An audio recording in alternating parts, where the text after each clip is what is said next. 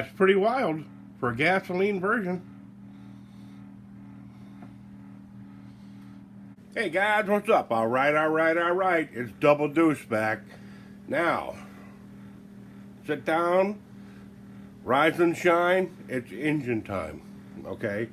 Grab your favorite smoke, beverage, and popcorn and hang out with Double Deuce today because we're going to go over some things that have to be known if you want to buy a internal combustion engine. Now, everybody knows that I have massive amounts of engines, and I do this as a hobby, and I do it to teach all you engine lovers out there who want something.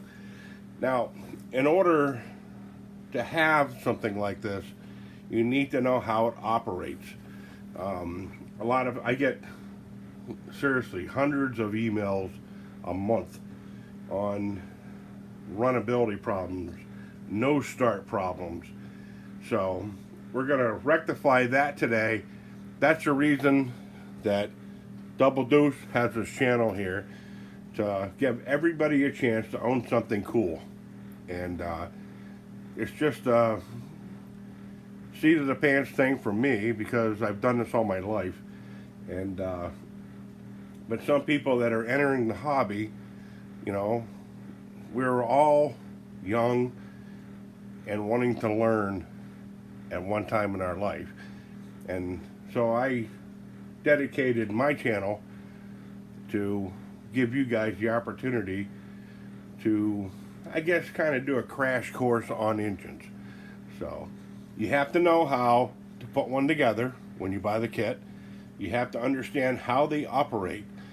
When you get an engine, you figure out through your directions and whatever, I guess, Toyan Engine puts on their website as far as an assembly thing.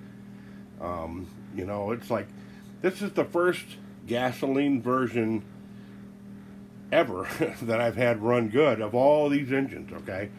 So, you know, like I say, grab your favorite smoke, beverage, and popcorn and hang out with Double Deuce today because we're going to go over things that are going to, I guess, debunk your fun when you do an engine.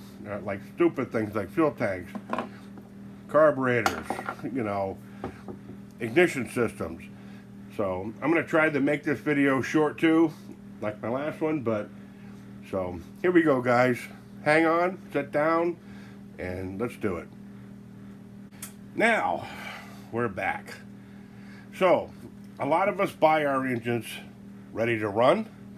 Some buy them, I guess, in kit form. I like to get mine in a kit. The only one that I really didn't get in a kit was the B400 Boxster style engine because of the time frame in my life right now is very, very limited. You know, it's like, you know, I have to beat the farts out of my clothes and feed myself and go to work and pay the bills and all that stuff. And to find time for this stuff with my new situation has kind of stolen away quality time with you guys on my channel. So, if you get an engine, it's easy to follow the directions and put it together. However, you need to know what makes the engine operate when you go to start it. You need to know if there's not enough fuel, too much fuel, not enough spark, too much spark, timing's out, you know, your firing order. So that's what we're going to get to today.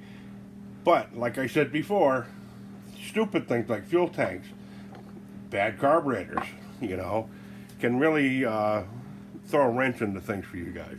So, this is the first gasoline version engine that I have gotten that was, I guess, you know, I guess I was satisfied with, okay? It's the Toyan L-400Gas version. I've had several of the nitro versions, which I love. And but the thing is, they had faulty crankshaft problems and all this stuff, and over time, people have rectified that. Hobbyists have done that. They put center support bearings in the crankshafts, and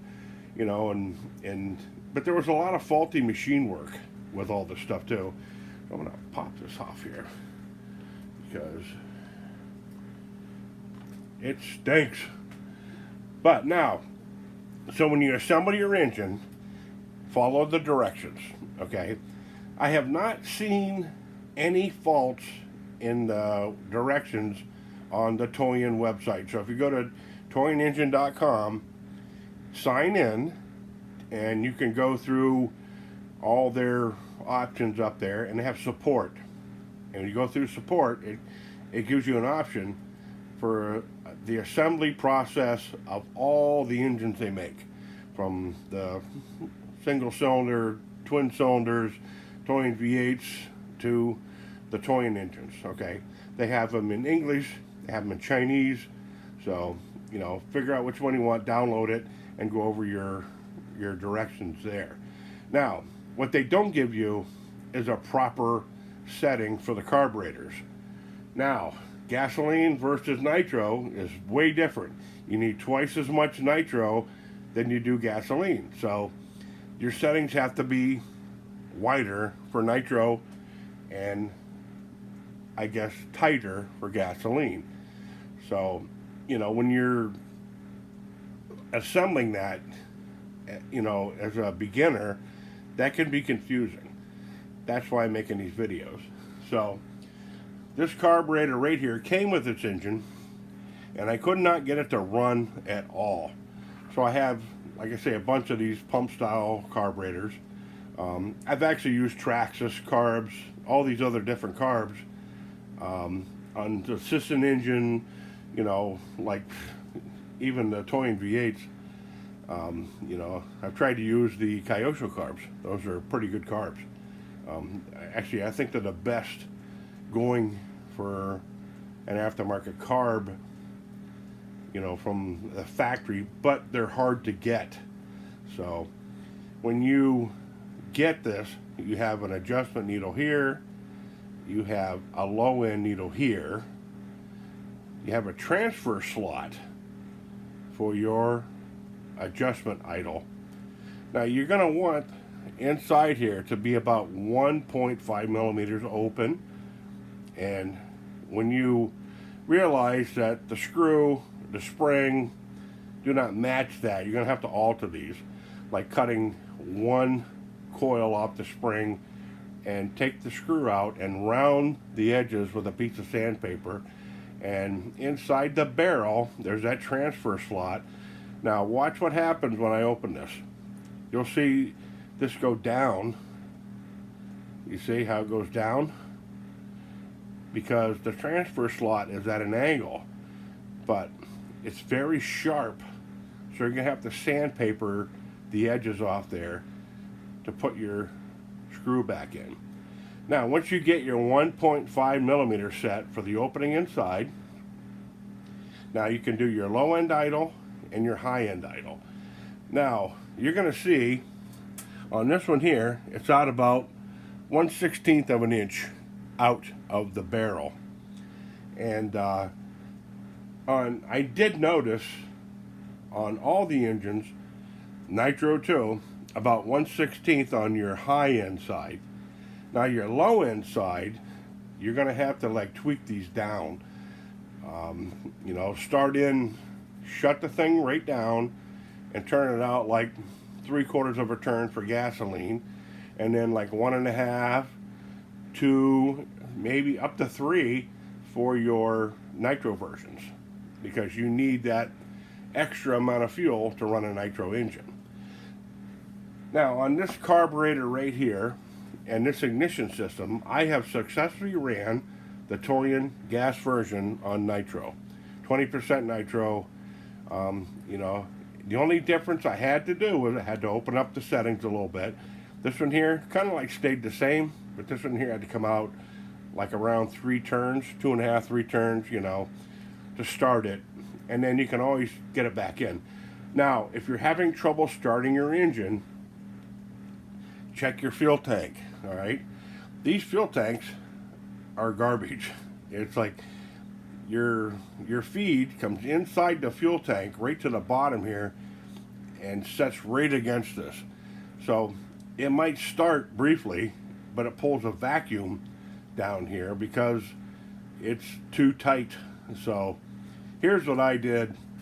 I just took the nipple out of the top here and I put a 4mm screw in there. I poked a hole about maybe 1/8 of an inch up from the bottom of the tank here, and I screwed that nipple in there, and you know what, that rectified all the problems. Now some of the other tanks, like this one here, you're going to notice that I heated the bottom up and kind of squeezed it with pliers to give it a pocket down there, so you know it could have the draw that it needed. So it's a lot of, I guess, experimentation, you know, that you have to learn. Now this in here, this is a Traxxas fuel tank, and I've used this because it never fails. It's clean, it's open. Even though it does have that port on the bottom down here, there's still enough room down here for it to grab fuel, and without pulling a vacuum in the tank and starving the fuel, which when you do that, you're going to start burning up starter motors left and right, and burning out batteries, killing LiPo batteries. LiPo batteries, once they get down under 3.2 volts, they will not charge, you know, so you're going to have to figure that out. That's why I wanted to try this ignition system on a 7.2 volt NiCad version.